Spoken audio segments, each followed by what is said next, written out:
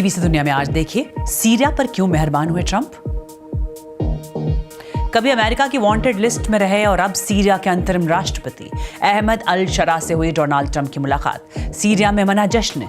जानेंगे क्या है इस मुलाकात के मायने।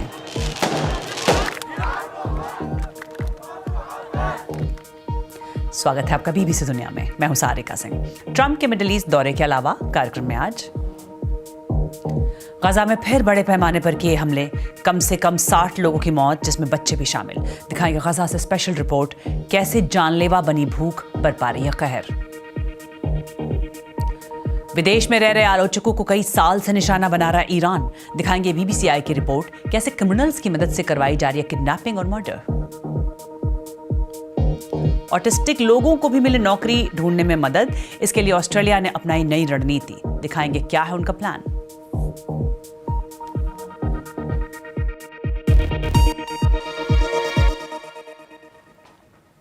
पच्चीस सालों में पहली बार सीरिया और अमेरिका के सबसे बड़े नेताओं में मुलाकात हुई है। बुधवार को सऊदी अरब की राजधानी रियाद में राष्ट्रपति ट्रंप ने सीरिया के अंतरिम राष्ट्रपति अहमद अल शरा से मुलाकात की। इससे पहले मंगलवार को ट्रंप ने सीरिया पर लगे प्रतिबंध को हटा दिया था। इसके बाद दमिश्क में जश्न मनाया गया। फिर अगले दिन दोनों नेताओं के बीच मुलाकात हुई। दिसंबर तक अमेरिका ने अहमद अल शरा को पकड़ने पर $10 मिलियन का इनाम रखा था। शरा पहले एक चरमपंथी थे और उनका जुड़ाव कभी अलकायदा से था। और 4 दिन के दौरे पर मिडिल ईस्ट गए ट्रंप ने नेताओं को संबोधित करते हुए कहा कि सीरिया पर लगे प्रतिबंध को हटाते हुए वो सम्मानित महसूस कर रहे हैं। वो रिश्ते सामान्य करने के बारे में सोचेंगे। रियाद से ज्यादा जानकारी दे रही हैं बीबीसी संवाददाता lease टुसेट। And this moment, this gesture by President Trump in announcing here in Riyadh that the sanctions will be lifted, so much is packed into this moment. The president Riyadh में जब Trump ने ये ऐलान किया कि Syria से प्रतिबंध हटाए जाएंगे, तो वो एक बहुत अहम लम्हा था। ट्रंप ने ये साफ किया कि वो काफी दबाव में थे और सऊदी अरब के क्राउन प्रिंस मोहम्मद बिन सलमान और तुर्की के राष्ट्रपति रेजेप तैयब एर्दोआन ने इस फैसले के लिए उन्हें मनाया। सीरिया से दशकों पुरानी तानाशाही खत्म होने के बाद वहां उनकी खास दिलचस्पी नहीं थी, लेकिन अचानक उन्होंने कहा कि सैंक्शंस हटाते हुए वो सम्मानित महसूस कर रहे हैं। फिलहाल सऊदी अरब और तुर्की काफी अच्छी स्थिति में हैं। वो नए सीरिया को बनाने में मुख्य भूमिका निभाना चाहते हैं और अंतरिम राष्ट्रपति बनते ही अहमद अल शरा ने ये साफ कर दिया था कि वो नए सीरिया के लिए सऊदी अरब को मॉडल मानते हैं। As interim leader and started talking about Syria's future, he made it clear he saw Saudi Arabia as the model for the new Syria. और कभी जो अमेरिका की वांटेड लिस्ट में था, उसे ट्रंप ने अट्रैक्टिव टफ गाय कहा। शरा और सीरिया पर अमेरिका के बदले रुख के मायने क्या है, हमने ये सवाल किया अंतर्राष्ट्रीय मामलों के विशेषज्ञ प्रोफेसर उमैर अनस से। देखिए, ट्रंप ये चाहते हैं कि मिडिल ईस्ट में अब फिर से एक रीजनल ऑर्डर इस्टेब्लिश हो जाए जिसमें इजराइल को भी कुछ सिक्योरिटी रहे, क्योंकि इस वक्त जो सीरियन नया रेजिम आया है वो अपनी आइडियोलॉजी के लिहाज से तो बहुत ही रेडिकल है। तो अगर उसको अकेले छोड़ दिया गया या उसको सिर्फ रीजनल कंट्रीज़ के हवाले छोड़ दिया गया तो अल्टीमेटली 5-10 साल में वो बहुत रेडिकलाइज हो जाएगा। तो अब कोई ऑप्शन नहीं है उनके पास इस सिवाय इसके कि वो उनके साथ एकोमोडेट करें। और इस वक्त अहमद शरा की भी बहुत मजबूरी है कि उनके पास सीरियन पब्लिक को देने के लिए कुछ भी नहीं है, पैसे नहीं हैं, इंफ्रास्ट्रक्चर बिल्कुल नहीं है, इकोनॉमी बिल्कुल कोलैप्स पड़ी है।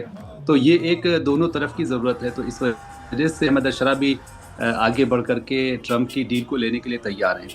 और इसीलिए मैं समझता हूँ कि ये जो अहमद शरा है ये सबसे ज़्यादा प्रैग्मेटिक अपने आप को साबित करने की कोशिश कर रहे हैं यूरोप से। और बार बार वो इजराइल के बारे में कह रहे हैं कि इजराइल को हमसे डरने की ज़रूरत नहीं है। हाँ, लेकिन वो इतना ज़रूर कह रहे हैं कि जो इजराइल का जो पुराना मैप है जो यूएनओ का दिया हुआ है वो उसी के अंदर रहे, और वो जो गोलान हाइट है जो सीरिया का टेरिटोरी है उसको उन्होंने दोबारा क्लेम किया है कि वो सीरिया का ही है, उसमें हम कोई कंप्रोमाइज़ नहीं कर रहे हैं। सीरिया जो है वो इजराइल और टर्की के बीच में कंपटीशन का स्पेस बन गया है।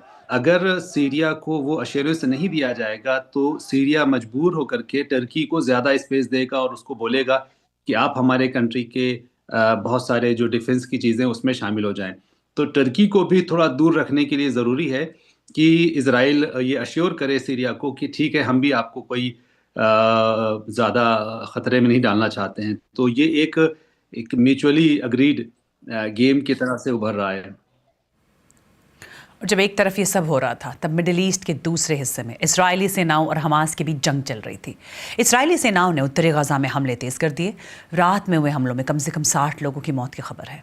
डॉक्टरों ने कहा है कि जबालिया रिफ्यूजी कैंप पर हुए हमले में मरने वालों में बच्चे भी शामिल हैं। इसराइल ने जगह खाली करने का आदेश दिया था और नागरिकों को दक्षिण की ओर जाने को कहा था और इसके बाद हवाई हमले शुरू हो गए थे। खान यूनिस में यूरोपियन हॉस्पिटल पर हुए इजरायली हवाई हमले में कई लोगों के मारे जाने और घायल होने के बाद अब ये खबर आई। रिपोर्ट्स में कहा गया है कि इजराइल हमास नेता याह्या सिनवार के भाई को टारगेट कर रहा था। याह्या सिनवार की पहले ही मौत हो चुकी है। और इस बीच गजा में बिगड़ते हालात पर दुनिया भर में चिंता जताई जा रही है। मंगलवार शाम को संयुक्त राष्ट्र में मानवीय मामलों के प्रमुख टॉम फ्लेचर ने यूएन सुरक्षा परिषद के सदस्यों से अपील की है कि कोई कदम उठाएं। It forces further displacement. It exposes thousands of people to harm. इससे विस्थापन बढ़ेगा, ये हजारों लोगों को नुकसान पहुंचाएगा। ये मानवीय सहायता के वितरण के लिए गलत मिसाल बनेगा। ऐसा पूरी दुनिया के लिए होगा। ये सहायता को केवल गजा के एक हिस्से में सीमित कर देगा, जबकि दूसरे हिस्से की जरूरतें पूरी नहीं हो पाएंगी। इससे सहायता भेजने के लिए राजनीतिक और सैन्य लक्ष्यों को पूरा करने की शर्तें लगा दी जाएंगी। भुखमरी सौदेबाजी बन जाएगी। ये स्वार्थ भरा कदम है जिससे हिंसा और विस्थापन में इजाफा होगा।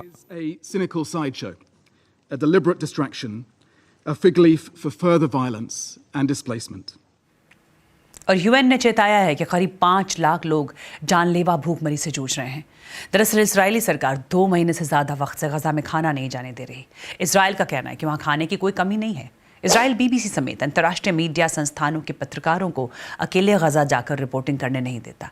ऐसे में वहाँ के हालात पर बीबीसी संवाददाता फरगल कीन ने जॉर्डन की राजधानी अम्मान से ये रिपोर्ट भेजी है। इस रिपोर्ट की कुछ तस्वीरें परेशान कर सकती हैं।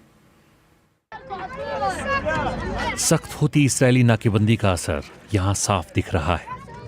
आप जितने छोटे होंगे उतना ही आपको संघर्ष करना होगा। दाना अल हज 11 साल की हैं। वो विकलांग हैं। उनकी माँ वफा ने बड़ी मशक्कत के बाद खाना ढूंढा है। हम बड़े हैं तो इसका सामना कर सकते हैं, मगर इसकी मार बच्चों पर पड़ रही है। वो भूख से मर सकते हैं। अगर हालात ऐसे ही रहे तो मेरी बच्ची आज नहीं तो कल मर जाएगी। हर जगह भूखे और कमजोर लोग हैं। इस्लाम हजाज और उनकी 6 साल की बेटी नजवा कुपोषित हैं। साफ दिखता है कि उनका वजन बहुत कम हुआ है। मेरी और मेरी बेटी की मदद कौन करेगा? युद्ध के दौरान मैं अपनी एक बेटी खो चुकी हूँ। वो मेरे साथ केवल 1 महीना रह पाई। कुपोषण और ठंड ने उसकी जान ले ली।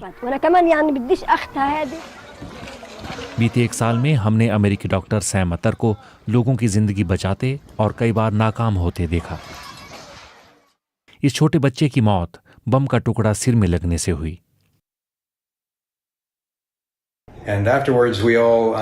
कुछ समय बाद हम इससे बाहर निकल आते हैं। कुछ समय के लिए बुरा लगता है, फिर हम भूल जाते हैं, क्योंकि हम हर समय यही देखते हैं। आप जिसे बचा सकते हैं उसे बचाते हैं, जिसका दुख मना सकते हैं मना लेते हैं और आगे बढ़ जाते हैं। ऐसा करना ही पड़ता है। हर मामले को फिल्माने की कोशिश करते रहे सैम उस वाकये को नहीं भूल पाएंगे जब एक शख्स अपनी बच्ची की लाश के टुकड़े बैग में रखकर अस्पताल पहुंचा था। मैं उसको कल नहीं तलाश सका, मगर आज वो मुझे दिखी। वो मुझे बाथरूम के मलबे के नीचे दबी मिली। वो शहीद हो गई। उसके शरीर के कई टुकड़े हो गए थे। कुछ दिन पहले हमने इस 5 महीने की छोटी बच्ची सिवा आशुरा पर रिपोर्ट दिखाई थी। गजा में हमारे पत्रकार उसे फिर से देखने गए। इम्यून सिस्टम कमजोर होने से उसे स्किन इन्फेक्शन हो गया है। वो रो रही है, मानो गजा में मारे गए या घायल हुए हर बच्चे के लिए। बीबीसी संवाददाता फर्गल कीन की रिपोर्ट। ईरानी हुकूमत पिछले कई सालों से देश के बाहर अपने आलोचकों की टारगेटेड किलिंग करवाती आई है। बीबीसीआई ने अपनी पड़ताल के दौरान तुर्की, ब्रिटेन और उत्तरी अमेरिका में अंजाम दी गई ऐसी कई साजिशों को फॉलो किया, जिसमें ईरानी सुरक्षा बलों और अंतर्राष्ट्रीय आपराधिक गिरोहों के बीच चौंकाने वाले कनेक्शन सामने आए। बीबीसीआई ने पाया कि विदेश में किडनैप और मर्डर करवाने के तार ईरान में संगठित अपराध की एक सरगना से जुड़ते हैं। देखिए बीबीसी संवाददाता JR गोल की रिपोर्ट। बीते 3 सालों से पश्चिमी देशों की इंटेलिजेंस एजेंसियां विदेश में रहने वाले उन ईरानी मूल के पत्रकारों और लोगों को चेतावनी देती आ रही हैं जो वहां की सरकार के आलोचक रहे हैं। उनका कहना है कि ईरानी सरकार उन्हें निशाना बना रही है। आप में से किसी ने भी इस्लामी व्यवस्था के खिलाफ भले ही एक दिन का भी मीडिया का काम किया हो, आप निशाने पर होंगे। बीते साल अमेरिकी चुनाव के बीच अमेरिकी अभियोजकों ने ईरानी सुरक्षा बलों पर राष्ट्रपति ट्रंप और उनके पिछले प्रशासन के प्रमुख सदस्यों की हत्या की साजिश रचने का आरोप लगाया था। अमेरिका में रहने वाले किसी भी शख्स पर ईरानी सरकार की तरफ से किया गया कोई भी हमला एक्ट ऑफ वॉर के रूप में लिया जाएगा। मैं दुनिया भर में हो रही ऐसी कई साजिशों की जांच कर रहा हूं और जो चीजें सामने आई हैं वो ये कि ईरान के बाहर ईरानी सरकार की शह में आपराधिक गिरोहों का एक गुप्त नेटवर्क काम कर रहा है। कोर्ट के दस्तावेज बताते हैं कि इन सब के तार एक नाम से जुड़े हैं, नजी शर्फी जिंदाश्ती।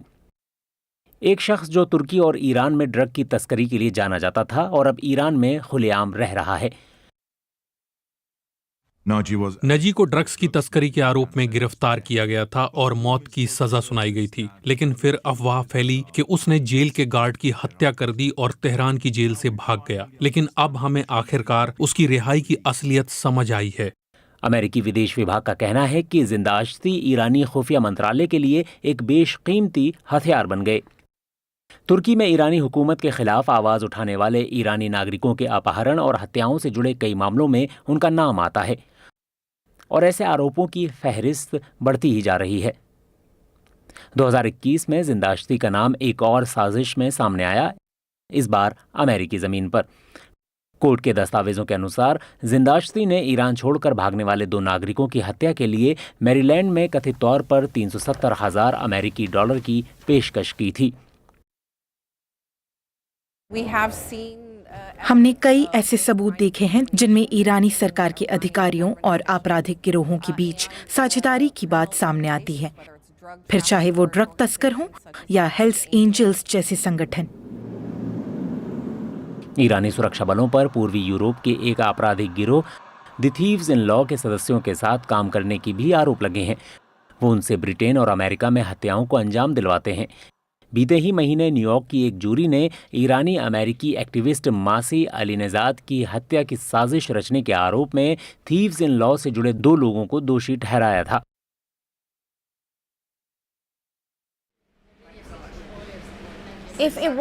अगर FBI ने मेरी किडनैपिंग की कोशिश को नाकाम नहीं किया होता तो मुझे ईरान में अब तक मौत की सजा मिल चुकी होती। FBI ने ब्रुकलिन में मेरे घर के सामने से बंदूक के लिए एक शख्स को गिरफ्तार किया था। इन साजिशों के जवाब में अमेरिका और ब्रिटेन ने जिंदाश्ती, ईरान के रिवॉल्यूशनरी गार्ड्स के सदस्यों, खुफिया अधिकारियों और राजनयिकों समेत दूसरे कई लोगों पर प्रतिबंध लगा दिए हैं। वहीं ईरानी सरकार और जिंदाश्ती अपने ऊपर लगे सभी आरोपों को खारिज करते रहे हैं। BBC संवाददाता GR गोल की रिपोर्ट।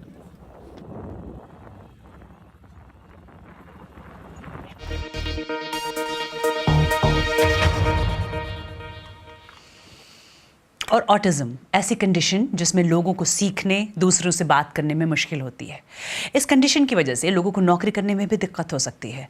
मगर ऑस्ट्रेलिया में 7 सालों के लिए एक नई योजना बनाई गई है जिसका मकसद है ऑटिस्टिक लोगों की ज़िंदगी सुधारना, उनके लिए रोज़गार के मौके बढ़ाना।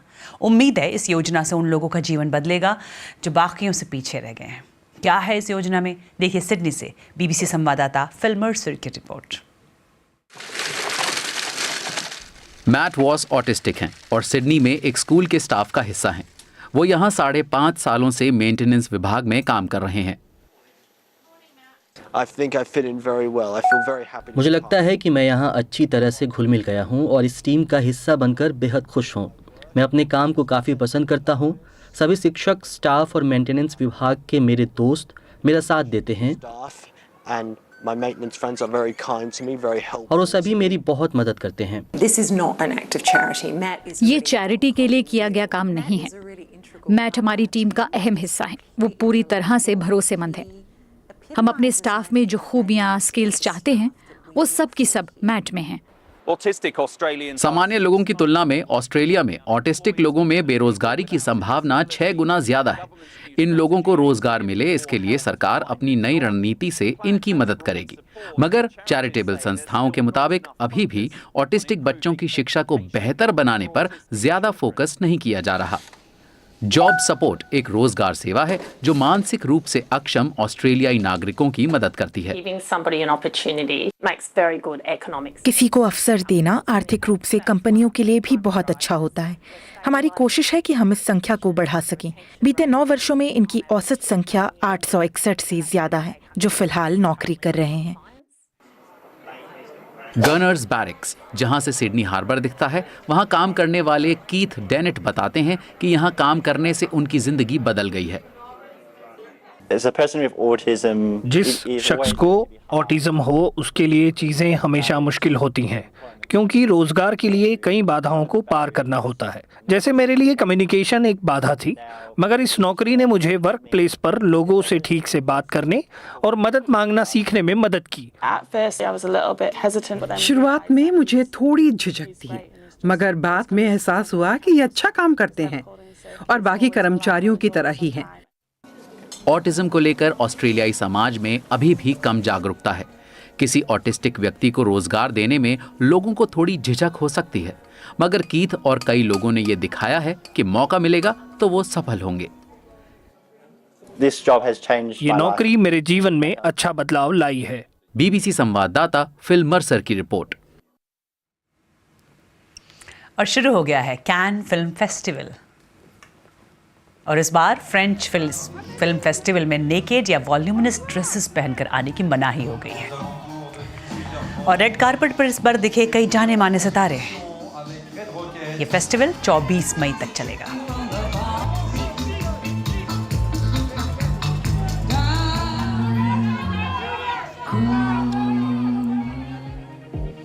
और कार्यक्रम पर आप मुझे फीडबैक दे सकते हैं। एक्स पर मेरा हैंडल है @BBC सारिका। आज के लिए इतना है।